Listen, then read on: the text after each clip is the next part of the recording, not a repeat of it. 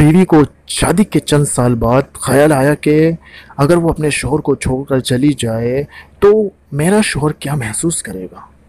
ये ख्याल उसने एक कागज़ पर लिखा।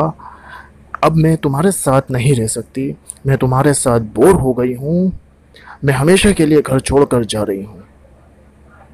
इस कागज़ को उसने मेज़ पर रखा और शौहर के आने का इंतज़ार करने लगी।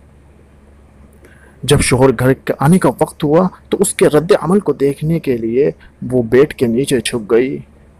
शौहर घर में दाखिल हुआ और मेज़ पर रखा हुआ कागज़ देखा और उसे पढ़ने लगा।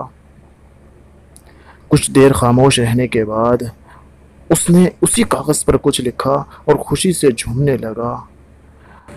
गीत गुनगुनाते हुए कपड़े बदलने लगा। फिर उसने फ़ोन निकाला और किसी को कॉल की और कहने लगा, आज मैं आज़ाद हो गया हूँ।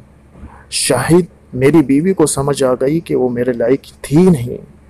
आज वो हमेशा के लिए घर से चली गई, इसलिए अब मैं आज़ाद हूँ और तुमसे मिलने आ रहा हूँ। कपड़े बदल कर तुम भी मेरे घर के सामने वाले पार्क में आ जाओ। शौहर ये कहकर बाहर निकल गया। बीवी रोती हुई आंखों से बेड के नीचे से निकली और कांपते हुए हाथों से कागज़ पढ़ने लगी जिस पर लिखा था, बेड के नीचे से पाँव नज़र आ रहे हैं। पागल, मैं पार्क के करीब वाली दुकान से ब्रेड लेकर आ रहा हूँ, तुम तब तक चाय बना लेना। मेरी ज़िंदगी में खुशियाँ तेरे आने से हैं, आधी तुम्हें सताने में हैं और आधी तुम्हें मनाने में हैं।